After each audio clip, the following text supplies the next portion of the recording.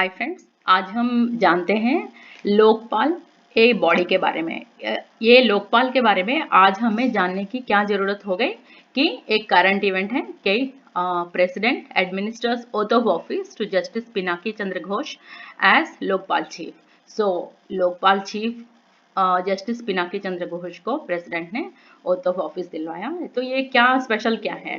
Justice Ghosh, a former Supreme Court judge, was on March 19 appointed as the country's first Lokpal. So ये importance है, first Lokpal है ये। अभी तक लोकपाल का बॉडी काफ़ी सालों से 1968 से लेके इसका डिस्कशंस हो रहे थे पार्लियामेंट में। बार बार बिल प्रेजेंट किया जा रहा था, एक हाउस में पास हो रहा है, दूसरे हाउस में नहीं हो रहा है। 1968 से इतने 50 साल से लेके तो अब जाके फर्स्ट लोकपाल अपॉइंट हो गए। सो ऐसा क्या 50 साल क्यों लगा इस लोकपाल बनने के लिए, तो ये हम जानते हैं। सो ये Lokpal the anti corruption ombudsman, मतलब एंटी करप्शन का हाईएस्ट बॉडी है कंट्री का, that deal with complaints against public servants under the prevention of corruption act. So public servants के अगेंस्ट कंप्लेंट्स डील करने के लिए ये लोकपाल बनी है। तो what is Lokpal? Lokpal word का क्या मीनिंग है? It is a Sanskritised word for the highest anti corruption body in India. So जैसे लोकसभा है, like the word Lok Sabha is the house of people. तो लोक मतलब पीपल आते हैं, सभा मतलब उनका हाउस है। So Lok Sabha is house of people.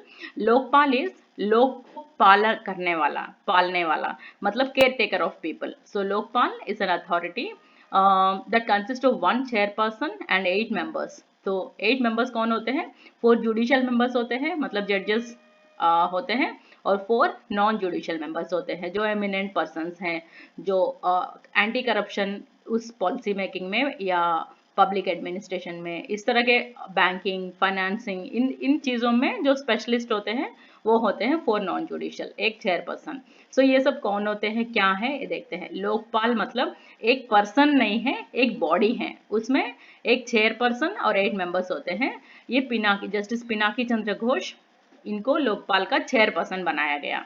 Why did the government enact this Lokpal and Lokayukta act 2013? So actually A act भी 2013 में पास हुई, 5 साल के बाद अब जाके अपॉइंट किया गया। तो एक्चुअली ये लोकपाल और लोकायुक्त एक्ट, लोकायुक्त मतलब स्टेट्स के यही लोकपाल है, लोकपाल ही स्टेट लेवल में लोकायुक्त बोलते हैं और यूनियन लेवल में लोकपाल बोलते हैं। सो इस एक्ट को इनैक्ट करने का जरूरत क्या हो गया गवर्नमेंट को? तो because the constitution of India established ये democratic republic to ensure justice for all. अगर हम याद करें प्रियम्बल में जस्टिस फॉर ऑल होता है, and also because India has ratified the United Nations convention against corruption. So United Nations के convention है करप्शन के अगेंस्ट, उसको इंडिया ने रैटिफाई कर दिया। तो इसलिए प्रियम्बल में भी हमने बताया कि सबको जस्टिस मिलेगा। And also because the government's commitment to clean and responsive governance has to be reflected in effective bodies to contain and punish acts of corruption. So government का ये justification है कि कॉन्स्टिट्यूशन ऑफ इंडिया में justice for all है democratic Republic में, और United Nations convention against corruption को India ने रैटिफाई किया। और गवर्नमेंट का जो कमिटमेंट है वो क्लियरली दिखना चाहिए कि एक हाईएस्ट बॉडी है करप्शन मैटर्स को देखने के लिए, इसलिए हम लोकपाल एंड लोकायुक्त एक्ट 2013 को हमने इनैक्ट किया। ये गवर्नमेंट के इस एक्ट के फर्स्ट प्रियम्बल में ये लिखा होता है।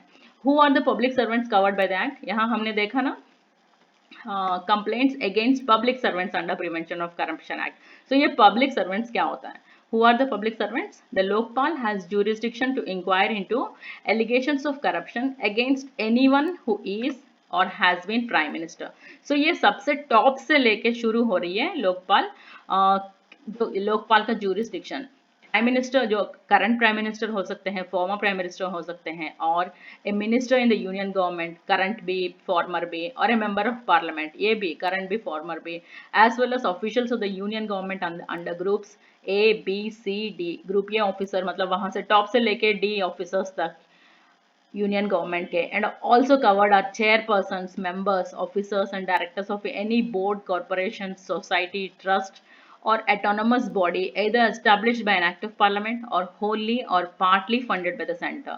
so center का funding है, ऐसे कोई भी body प्राइवेट हो, यूनियन गवर्नमेंट का फंडिंग है, उनके सारे मेंबर्स भी आ जाते हैं लोकपाल के jurisdiction में. It also covers any society or trust or body that receives foreign contribution above 10 lakhs. So ये भी जो इनके jurisdiction में आ जाते हैं. कोई भी NGO कुछ भी जिनका फॉरेन कंट्रीब्यूशन अगर 10 लाख से ज्यादा है तो वहां के करप्शन भी लोकपाल के jurisdiction में आ जाता है.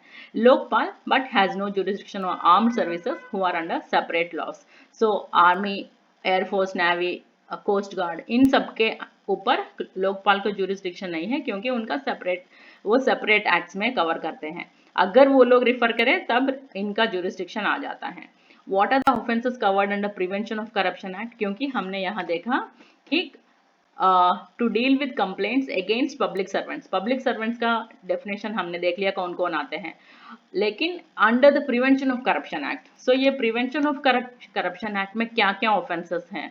तो public servant taking gratification other than legal remuneration in respect of an official act. तो कोई भी पब्लिक सर्वेंट अपने जो सैलरी गवर्नमेंट से लेना है उसके ऊपर कोई पैसे ले रहे हैं तो वो टेकिंग ग्रेटिफिकेशन मतलब किसी से कुछ एक्स्ट्रा कुछ लेना, पैसे ही नहीं कोई भी रूप में. Taking gratification in order by corrupt और illegal means to influence public servant.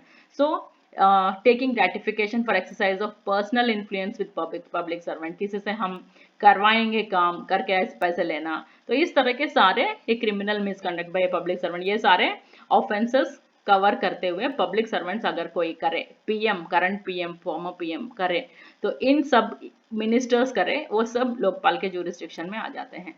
When already Prevention of Corruption Act 1988 is in place, what is the need for a Lokpal and who is looking after the charges mentioned above till now? So Lokpal हम बोल रहे हैं आज आ गए हैं justice Pinaki Chandra Ghosh. अब तक कौन देख रहे हैं ये प्रिवेंशन ऑफ करप्शन एक्ट तो 1988 से लागू है, तो वो करप्शन एक्ट में कौन देख रहे हैं अभी तक. Lokpal is formulated specifically to look into the corruption cases which are till now being looked after by police, courts, CVC मतलब central vigilance commission, CBI, central bureau of investigation, ED, enforcement directorate etcetera that have many other functions as well. So specifically corruption acts के लिए ये लोकपाल बनी है. ये बाकी police हो गए, कोर्ट्स हो गए, CVC हो गए, ये अपने काम के ऊपर एक करप्शन की भी देख रहे थे. So how can a complaint be made and what happens next? So complaint कहाँ करते हैं, कैसे करते हैं, उसके बाद क्या होता है. A complaint under the Lokpal Act should be in the prescribed form and must pertain to an offence under the Prevention of Corruption Act against a public servant. तो ये इसका फॉर्म जो फॉर्म प्रिस्क्राइब होता है उसी में करना होता है. There is no restriction on who can make a such a complaint. कौन कौन कर सकते हैं, यही लोग करेंगे, ये लोग नहीं करेंगे ऐसा नहीं है, कोई भी कर सकते हैं complaint. When a complaint is received the Lokpal may order a preliminary inquiry by its inquiry wing. Lokpal के पास एक इंक्वायरी विंग होता है, एक प्रोसिक्यूशन विंग होता है. सबसे पहले प्रिलिमिनरी इंक्वायरी, कंप्लेंट रिसीव होते ही इंक्वायरी विंग देख लेती है कि इसमें कुछ बात है क्या, कोई दम है इस कंप्लेंट में, और refer it for investigation by any agency including the CBI if there is a prima facie case. So prima facie case मतलब कोई भी दम हो बात में, कोई भी एलिगेशन में, तो CBI को कोई भी एजेंसी अगर जो एजेंसी को ठीक समझती है लोकपाल, उस एजेंसी को इन्वेस्टिगेशन के लिए बोल सकती है, डायरेक्ट कर सकती है. Before the ordering of N investigation by the agency, the Lokpal shall call for an explanation from the public servants to determine whether a prima facie case exists. So सबसे पहले कंप्लेंट से ही decide नहीं करते हैं, concern person को बुलाते भी हैं, बुला के पहले चेक करते हैं कि प्राइमा फेसी केस है कि नहीं है. प्राइमा फेसी केस मतलब बात में कंप्लेंट में कोई दम है. This provision, the Act says, will not interfere with any search and seizure that may be undertaken by the investigating agency. So investigating agency को एक बार देने के बाद कोई भी सर्च करना, सीज करना उनका कोई प्रॉपर्टीज, इन सब में लोकपाल बीच में नहीं आती है. The Lokpal with respect to central government servants may refer the complaints to CVC, Central Vigilance Commission. The CVC will send a report to the Lokpal regarding officials falling under groups A and B and proceed as per the CVC Act against those in the groups C and D. So group A top के होते हैं, group D नीचे peon level के होते हैं. So group A से लेके D तक CVC एक्ट के अंडर CVC रिपोर्ट लोकपाल को भेजती है जब लोकपाल इनको रिफर करती है. तो CVC हो गया, CBI हो गया, ED हो गया, ये सब लोकपाल के रेफरेंस में अंडर डायरेक्शन काम करते हैं करप्शन मैटर्स में. So what is the procedure for preliminary inquiry? The inquiry wing or any other agency will have to complete its preliminary inquiry and submit. Preliminary inquiry में क्या है कि proper inquiry करने लायक कोई बात है ये decide करना, तो ये कितने दिन में, and submit a report to the Lokpal within 60 days, मतलब 2 महीने के अंदर डिसाइड करके बताना होता है. It has to seek comments from both the public servant and the competent authority. So ये कॉम्पिटेंट अथॉरिटी क्या होता है, सपोज पब्लिक सर्वेंट मिनिस्टर है, कॉम्पिटेंट अथॉरिटी पीएम हो जाएंगे. अगर पीएम के अगेंस्ट ही कंप्लेंट है तो कॉम्पिटेंट अथॉरिटी लोकसभा हो जाएगी. मतलब कॉम्पिटेंट अथॉरिटी मतलब वो जिनको रिपोर्ट करते हैं वो है. तो before submitting its report, there will be a competent authority for each category of public servant. For instance, for the prime minister it's the Lok Sabha, and for the other ministers it will be the prime minister, and for the department officials it will be the minister concerned. कोई भी ministry में किसी का है तो वहाँ के उस डिपार्टमेंट के या उस मिनिस्ट्री के मिनिस्टर है competent authority. मतलब a Lokpal bench consisting of no less than 3 members shall consider the preliminary inquiry report. So preliminary inquiry report 2 महीने में आता है, तो उसको लोकपाल के बेंच कम से कम 3 लोग होते हैं. अभी 1 + 8 9 लोग हैं ना, उसमें से कोई भी 3 लोग उनको चेक करते हैं इस प्रिलिमिनरी इंक्वायरी को. And after giving an opportunity to the public servant, तो फिर अपॉर्चुनिटी भी देते हैं पब्लिक सर्वेंट को जिनके अगेंस्ट कंप्लेंट है, उनको सुनते हैं. Decide whether it should proceed with the investigation, तब डिसाइड करते हैं कि इस इन्वेस्टिगेशन को आगे करना है नहीं करना है. It can order a full investigation और इनिशिएट डिपार्टमेंटल प्रोसीडिंग्स और क्लोज द प्रोसीडिंग्स. तो क्या कर सकती है वो डिसीजन, इधर फुल प्रॉपर इंक्वायरी करेगी या डिपार्टमेंट को बोलेगी कि आप अपना डिपार्टमेंटल इंटरनल इंक्वायरी करो, या ऐसा कोई दम नहीं है तो खत्म कर दो. It may also proceed against the complainant if the allegation is false. So कोई भी ऐसे ही कंप्लेन कर दिया बिना बात का, फॉल्स कंप्लेंट कर दिया, तो उनके अगेंस्ट भी एक्शन ले सकती हैं Lokpal. The preliminary inquiry should normally be completed within 90 days of receipt of the complaint. So 3 महीने के अंदर ये आगे बढ़ना है या नहीं बढ़ना, खत्म करना है, या जिसने कंप्लेन किया उनके अगेंस्ट करना है, फॉल्स एलिगेशन है, ये सब 3 महीने के अंदर खत्म होता है. व्हाट हैपन, इससे पहले क्या होता था, ऐसा कोई टाइम लिमिट नहीं होता था कि वो लैग होके कंटिन्यू होके सालों साल चलता रहता था. तो अब ये टाइम लिमिट दिया, जैसे आरटीआई में 30 days में आंसर मिलेगा करके. What happens after the investigation? So investigation proper हो गया, उसके बाद क्या होगा, the agency ordered to conduct the prive has to file its investigation report in the court of appropriate jurisdiction and a copy before the Lokpal. So जिसको बोला, department को बोला या मिनिस्ट्री को बोला या सीवीसी को बोला या सीबीआई को बोला, वो जो एजेंसी खत्म करके लोकपाल को एक कॉपी देगी और कोर्ट को रिपोर्ट करेगी. A bench of at least 3 members will consider the report and may grant sanction to the prosecution wing to proceed against a public servant based on the agency's charge sheet. So जो भी department को दिया, ये agency मतलब ministry है, department है, जैसे PM के अगेंस्ट है तो लोकसभा है, वो रिपोर्ट को कंसिडर करके प्रोसिक्यूशन विंग को देगी Lokpal. It may also ask the competent authority to take departmental action और डायरेक्ट क्लोजर ऑफ रिपोर्ट. सो ये भी बोल सकती हैं अगर कोई दम नहीं है तो केस खत्म करो. Previously, the authority vested with the power to appoint or dismiss a public servant was the one to grant sanction under Section 197 of the Code of Criminal Procedure and Section 19 of the Prevention of Corruption Act. तो इससे पहले कौन करते थे ये काम कि dismiss करने का या अपॉइंट करने का जो भी पावर है, उनके पास ये पावर होता था कि सैंक्शन करने के लिए, कि डिपार्टमेंटल एक्शन लेने के लिए. अब ये लोकपाल के पास आ गया. So now this power will be exercised by Lokpal, a judicial body. So क्योंकि जुडिशियल बॉडी है, ये सुप्रीम कोर्ट जज के अंडर है, तो अब इनके पास आ गया ये वाला power. In any case the Lokpal will have to seek the comments of the competent authority. So ये कॉम्पिटेंट अथॉरिटी मतलब जो अथॉरिटी उस पब्लिक जिसके ऊपर कंप्लेंट है उस पब्लिक सर्वेंट को अपॉइंट या डिसमिस करने का जिनके पास राइट है, उनको बोलते हैं competent authority. As well as the public servants comments before granting such sanction. Sanction मतलब पनिश करने का या क्लोज करने का, ग्रांट करने से पहले कॉम्पिटेंट अथॉरिटी का भी कमेंट्स चाहिए और पब्लिक सर्वेंट जिसके अगेंस्ट कंप्लेंट है उनको भी सुनना जरूरी है. तो उसके बाद what happens if a charge is made against the PM. So अभी तक ऐसे पीएम को इस बॉडी के अंदर आएंगे का पीएम का करप्शन, ऐसा इतना हाईएस्ट बॉडी का करप्शन कहाँ जाए वो कहीं क्लैरिटी नहीं था. अब है कि लोकपाल के अंदर आएंगे. The Lokpal cannot inquire into any corruption charge against the Prime Minister if the allegations are related to international relations, external and internal security, public order, atomic energy and space, unless a full bench of Lokpal consisting of its chairperson and all the members considers the initiation of a probe and at least 2/3 of the members approve it. So PM के against कोई complain ऐसे ही नहीं कर सकते हैं, बैठे बैठे नहीं कर सकते हैं। तो मेजर पीएम के अगेंस्ट कंप्लेंट है तो फुल बेंच लोकपाल का मतलब chairperson plus all the members 8 members consider करेंगे इस कंप्लेंट को और decide at least 2/3 of the members approve करें, तब जाके पीएम के अगेंस्ट एक्शन शुरू होता है। Such a hearing should be held in camera, मतलब सीक्रेटली होता है, ओपन कोर्ट में नहीं होता है। And if the complaint is dismissed the record shall not be published or made available to anyone. Suppose complaint dismiss हो गया कि false allegation decide हो गया, तो वो records ऐसे RTI में कोई नहीं मांग सकते हैं, as a publicly publish भी नहीं करेंगे। So can anyone complain to Lokpal about alleged corruption of PM in Rafale controversy जैसे आजकल चल रहा है? Suppose no, it comes under the international relations and external and internal security. तो simply नहीं कर सकते हैं, अगर full bench consider करे और 2/3 of the full bench approve करे तब भी जाके पीएम के अगेंस्ट शुरू हो सकता है। तो ऐसे नहीं हो सकते कि राफेल कंट्रोवर्सी में पीएम के अगेंस्ट कोई भी कंप्लेंट लगाए।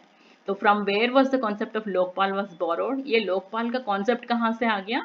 स्वीडन से। तो ये फर्स्ट कंट्री है जो एंटी करप्शन बॉडी का स्टार्ट किया।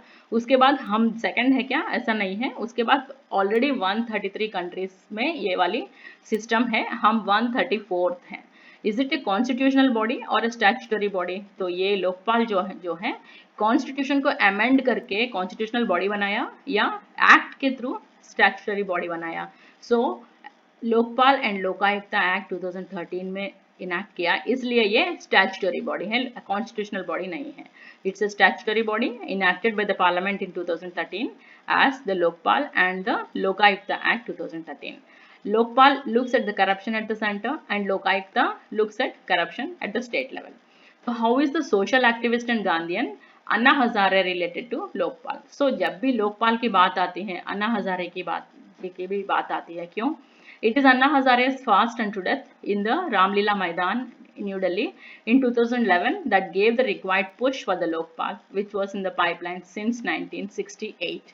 50 साल से जो था 2011 में अन्ना हजारे जी ने फास्ट अनटू डेथ किया रामलीला मैदान में, तो उससे शुरू हुआ एक पुश मिली थी गवर्नमेंट को लोकपाल आने के लिए। So what is the panel that selects Lokpal? Lokpal को select कौन करते हैं? A 5-member panel that has Prime Minister as head and Lok Sabha Speaker, Leader of Opposition, Chief Justice of India and an eminent jurist as members select the Lokpal.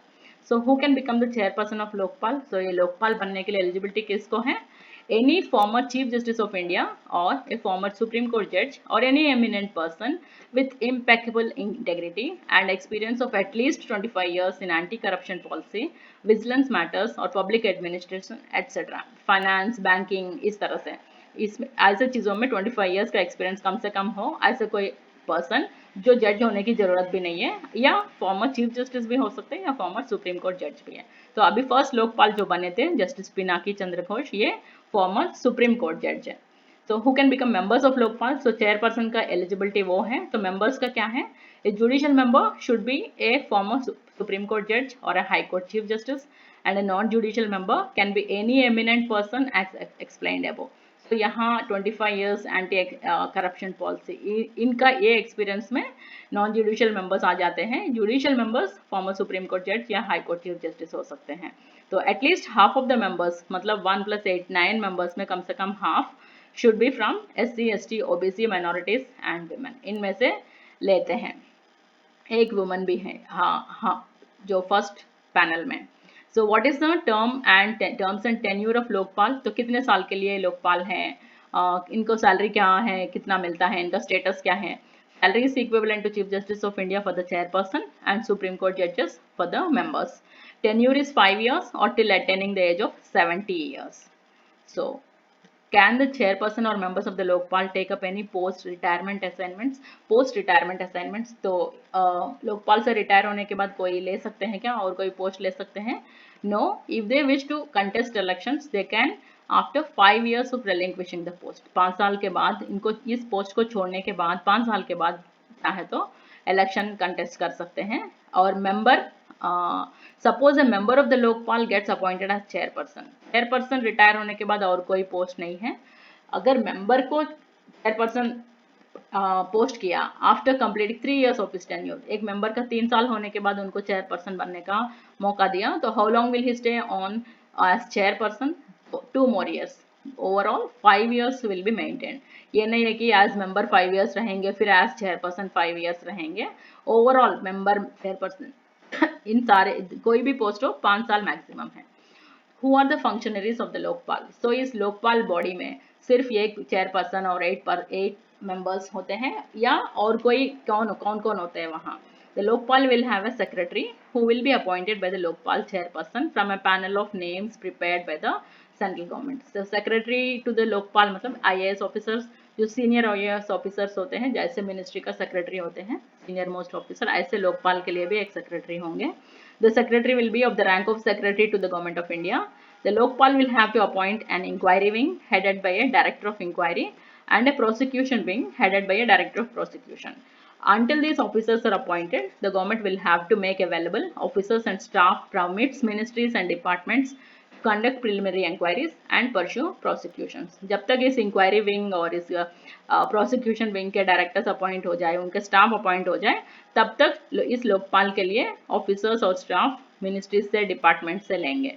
The institution will also have to appoint other officers and staff. ऐसा नहीं है कि सिर्फ ये director ऐसा ही नहीं, सारे staff भी आएंगे। What is the difference between finally what is the difference between CVC and Lokpal? CVC भी विजिलेंस बॉडी है, highest body central vigilance commission. तो इस लोकपाल और CVC में डिफरेंस क्या है? While CVC recommends action which is not binding on the ministries and departments, Lokpal is a prosecuting body and its recommendations are binding, compulsory हैं। So ये मोटा मोटी ये है, और भी डिटेल्स हैं, PDF है इसमें लोकपाल एक्ट के बारे में, तो आप यहाँ देख सकते हैं। Thank you to next video.